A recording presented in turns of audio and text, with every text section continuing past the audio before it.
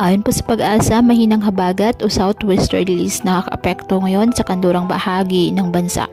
Kabilang na ang Western Visayas, Mimaropa at Zamboanga Peninsula. Magdadala ito ng maulap hanggang sa maulang panahon sa mga nasabing lugar. Pinapalakas ito ng bagyong Agon na palabas na po ng ating Philippine Area of Responsibility ngayong araw.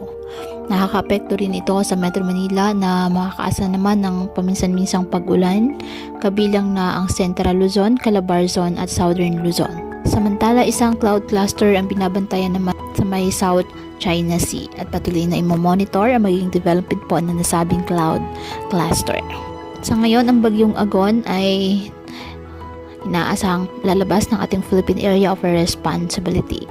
Taglay pa rin ng bagyo ang lakas ng hangin na abot sa 130 km per hour malapit sa sentro at pagbugsong 160 km per hour. At kumikilos north-eastward sa bilis na 40 km per hour.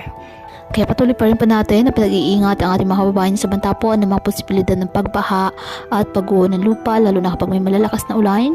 At ugaliin po na magdala palagi ng payong o kahit anong panangga sa ulan sa tuwing lalabas po ng ating mga tahanan. At yan po muna ang update sa lagay ng panahon ngayong araw. Muli patuloy po tayo na mag-ingat at palaging tandaan, God loves you. Stay safe and God bless.